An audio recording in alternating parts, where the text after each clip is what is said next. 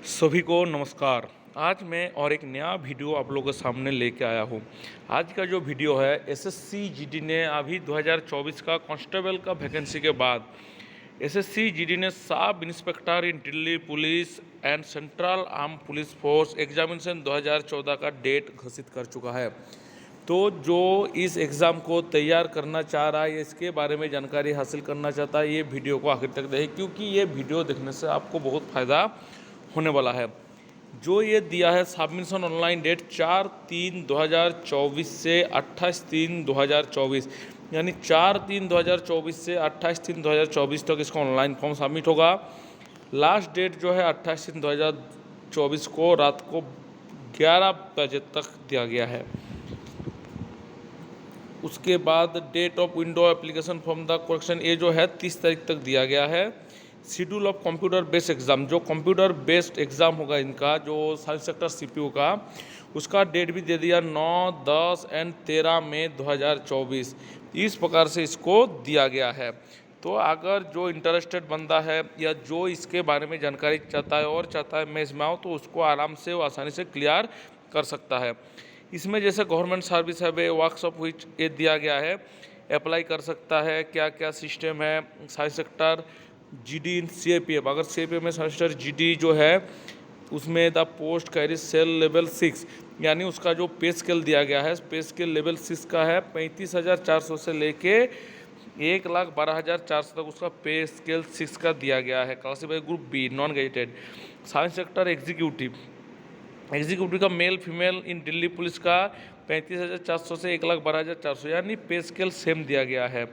उसके बाद जो वैकेंसी दिया गया टेंटेटिव वैकेंसी, उस वैकेंसी के हिसाब से अगर आप देखेंगे तो science sector in Delhi police में जो है साइंस सेक्टर जो दिया गया है मेल का, उसमें टोटल वैकेंसी 125 दिया गया है और फीमेल का 61। सीएपीएफ में जो वैकेंसी दिया गया है वो इस प्रकार है। बीएसएफ में मेल का दिया गया है 847 और फीमेल का दिया गया है 45। उसके बाद जैसे बीएसएफ में 845 और 45, टोटल 892 बीएसएफ में वैकेंसी दिया गया है। उसके बाद सीआईएसएफ में 1597 वैकेंसी दिया गया है, सीआरपीएफ में 1172, आईटीबी में 278, एसएसबी में 62। तो जो टोटल वैकेंसी अगर देखा जाएगा 4001 वैकेंसी टोटल सीएपीएफ में साइंस सेक्टर में वैकेंसी क्रिएट किया गया है। यानी साइंस सेक्टर का मतलब है जिसके कंधे पे 2 स्टार रहता है रिबन के साथ, उसे सब इंस्पेक्टर कहा जाता है। उसके बाद इसका जो पोस्ट वगैरह एसटी एससी जो शेड्यूल ईएसडब्ल्यू कोटा, उसके बारे में जानकारी इस नोटिफिकेशन में दिया गया है।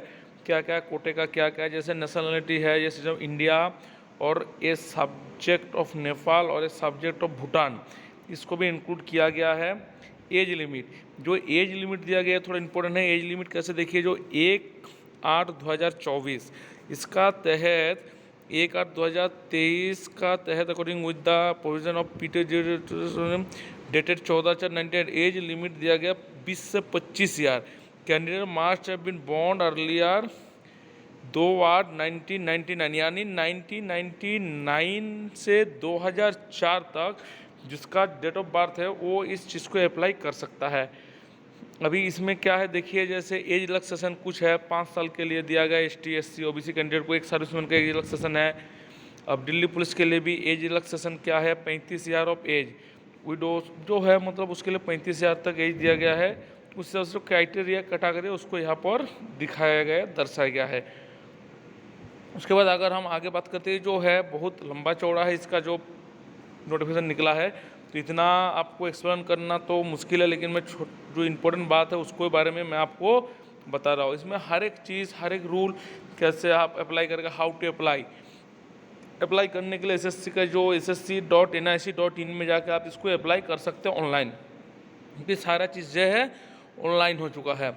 एप्लीकेशन फ़ी 100 रुपया, 100 रुपया जो है एप्लीकेशन फ़ी लगेगा, उसको भी यहाँ पर दर्शाया गया है।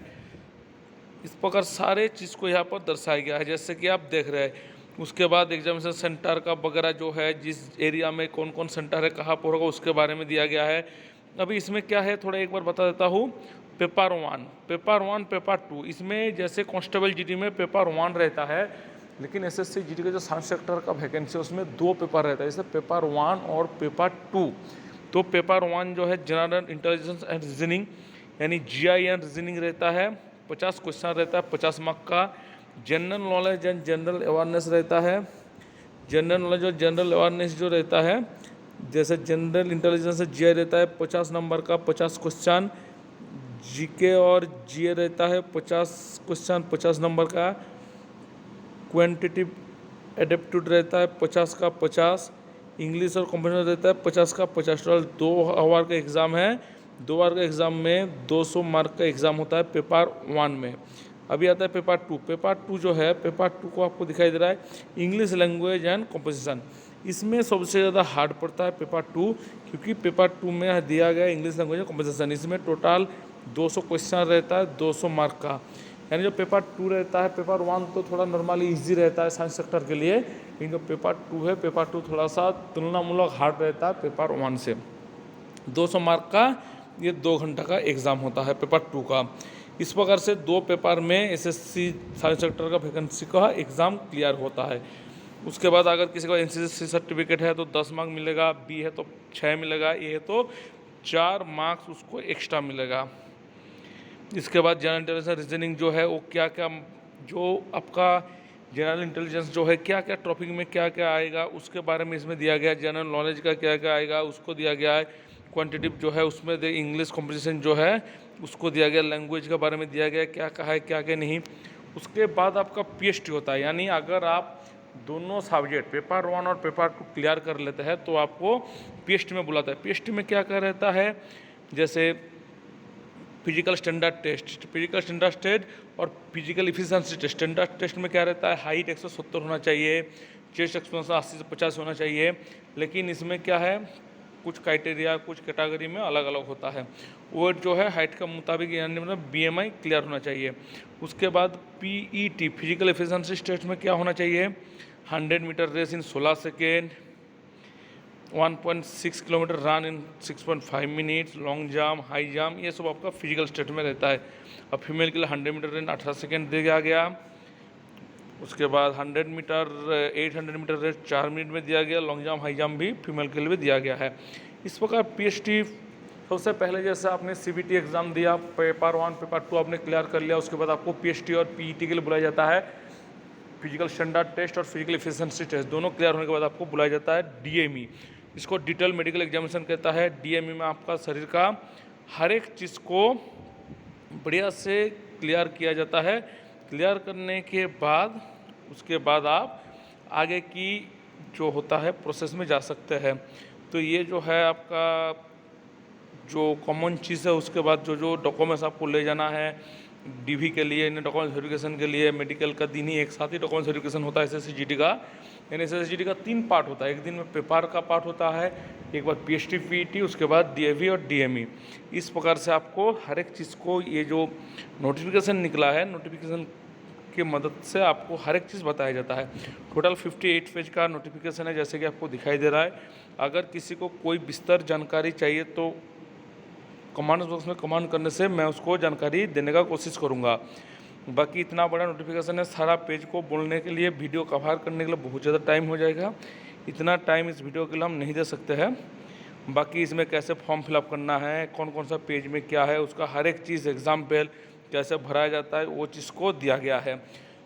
तो वो चीज़ जैसे ही आप एसएससी का जीडी का जो साइट है, साइट को खोलेंगे आपको क्लियरली ये चीज़ पता चल जाएगा। तो ये गोल्डन अपॉर्चुनिटी आया है, जो ग्रेजुएशन करके रखा है, अच्छे से पढ़ाई कर रहा है, तैयारी कर रहा है, उनके लिए बहुत ही अच्छा मौका है। अब एसएससी जीडी का भी भर रहे, कोई दिक्कत नहीं, लेकिन सीपीओ साइंस सेक्टर का भी आप भर सकते हैं, जो स्पेस स्केल उसका 6 लेवल से आता है और कांस्टेबल का 3 लेवल से आता है। तो आपके लिए गोल्डन अपॉर्चुनिटी है। तो सबको मैं यही कहूँगा कि इसको भी भर रहे और इसका तैयारी करते रहे। सभी को नमस्कार।